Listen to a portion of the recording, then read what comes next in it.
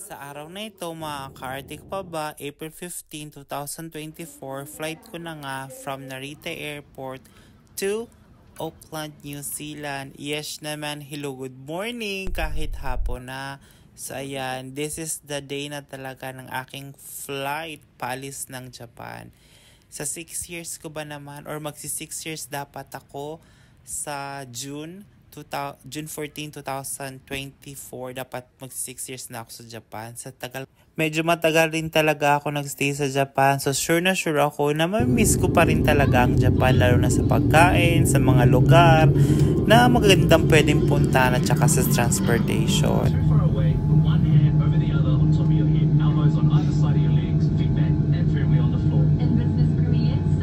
Medyo halo-halong emotion talaga ang nararamdaman ko sa mga oras na yan. May kasamang kaba, lungkot, na naiiyak while pa-take off na talaga yung yung airplane, yung feeling na gano'n. At yun na nga, hindi ko nga mapigilan yung sarili ko maging emotional sa mga oras na yan. Kasi 2 buwan na lang sana, 6 years na ako sa Japan. Ang dami ko talagang mamimiss sa Japan. Yung mga naging kaibigan ko, yung mga good memories ko, sila Otosang, yung ate ko, yung pamilya ko doon. Syempre, medyo bata pa kasi talaga ako. Hindi naman super bata na to the point na dumidede pa. Hindi ganon. Kayo ha. Syempre, gusto ko din talaga mag-try ng iba. Kung hindi ko susubukan, hindi ko malalaman kung paano ang buhay sa ibang bansa pa din. 10 hours yung flight from Japan to New Zealand. So habang nanonood ako ng pelikula, may binigay sa aking papel. Ayan yung custom declaration. So kailangan mag-fill up dyan kung may mga dala akong mga kontrabando o gusto nyo kontrabando. Pero in fairness naman talaga dyan sa flight na yan, hindi ka maboboring. Dahil meron silang ino-offer na entertainment, mga videos, mga movies. So ayan, konting kibot lang, dinner na agad. So ayan ang dinner. So balik tayo doon sa entertainment nila. Naka 3 movies ata ako, 3 to 4 movies ata ako during the flight. Kaya hindi naman ako na-boring. Tsaka may free wifi naman sila, napakaganda.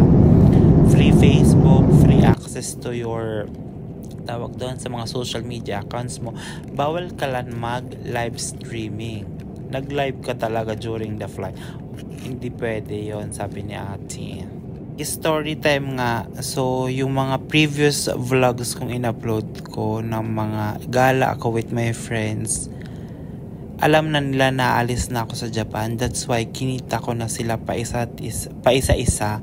Hindi ko rin talaga nakita or nakipag-meet sa mga ibang mga friends ko dahil nga kulang na din ako sa time.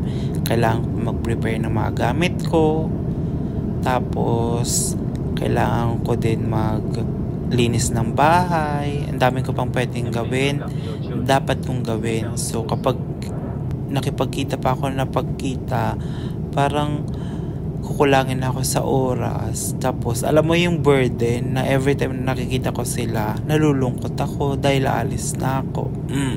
Grabe naman. Habang nagbo-voice over, nalulungkot ako. So, ayan, breakfast na. Konting oras na lang, nasa Auckland na ako. So, ayun. Nakakalungkot din talaga na makita sila na magpapaalam ako dahil alis na ako sa Japan.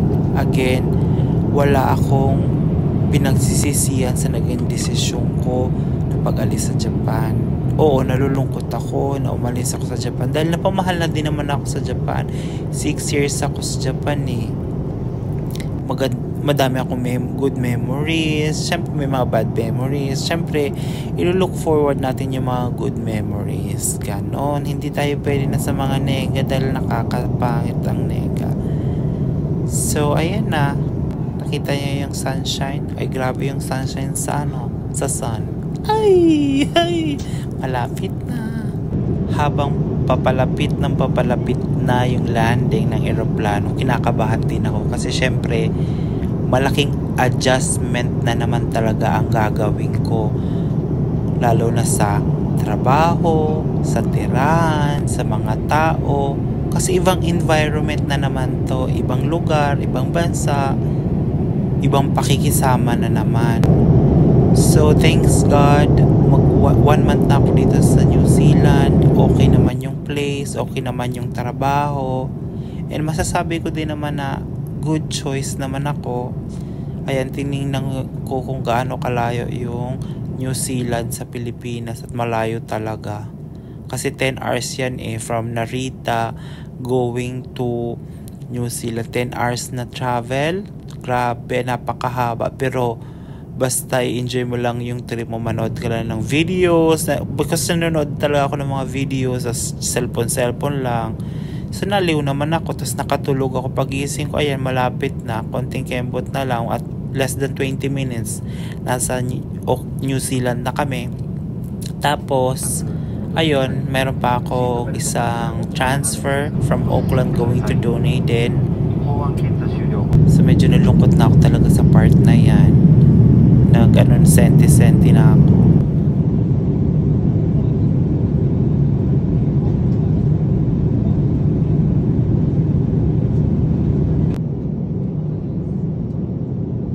Sa mga oras na yan, naisip ko lagi kung anong magiging buhay ko dito sa New Zealand. Nilook forward ko na sana naging tama ang desisyon ko na lumipat ako dito sa New Zealand. Pero hindi ako nagsisisi. Etong sinasabi ko lang is sana may magandang future para sa akin dito sa New Zealand. Yun lamang po. Yes naman! Pasalamat din talaga ako ng sobra sa Japan, dahil binigyan din ako ng opportunity na makapagtrabaho doon, and madami rin akong naipundar. Hindi naman super dami, pero at least may naipundar ako na nag-work ako sa Japan. Isa talaga sa naging major factor bakit ako lumipat from Japan to New Zealand is because medyo bumaba talaga yung yen ngayon, kaya parang kailangan ko talaga maghanap ng mas mataas na sahod para matugunan ko ang pangangailangan ko at saka ng pamilya ko. Gusto niya yon na tagline. Eme.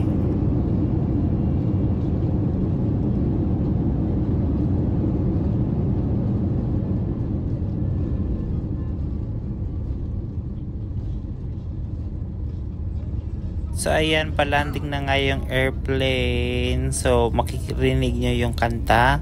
Hudyat na yun na nasa Auckland na ako sa mga oras na yan.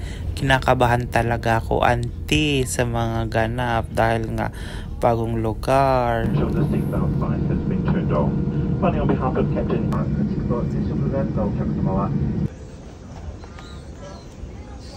Sa tagal ko ba naman na hindi nakakain ng Dunkin Donut, so nakita ko yan. Gusto ko sanang kumain, kaso wala silang barya.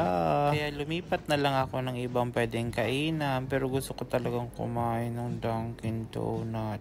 Napaka-arty naman. Wala kasi sa Dunkin Donut na tawag doon, panukli. Kaya dito na lang ako.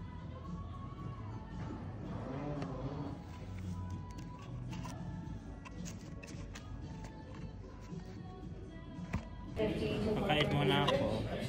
Chicken wrap. Row 60 to 29 to please use the rear stairs to board the aircraft. Again, that's customers seated from rows 1 to 15 to board the air bridge. And customers seated from row 60 to 29 to please use the rear stairs to board the aircraft. Please note electronic devices including vapes must not be used when crossing the tarmac. Please follow the clear backpack to the stairs to board the aircraft. The flight is at 4. Din ko. Parang ang laki naman ng straw. Ay. Huwag na ako mag-straw kasi bumubula.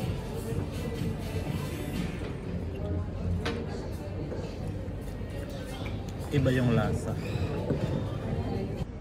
Nandito na ako ngayon sa may Auckland. Pupunta na ako ng Dunedin. This is a final boarding call for flight ENZ 421 to Wellington.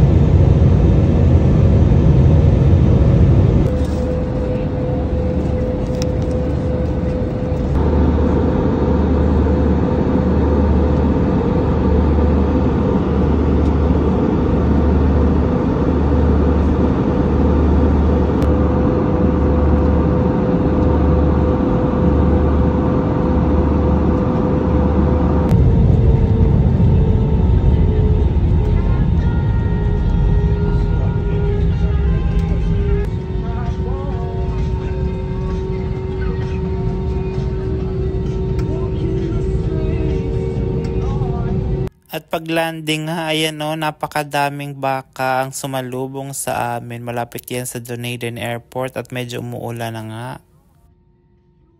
So ayan, nasa final destination na ako. Final destination talaga.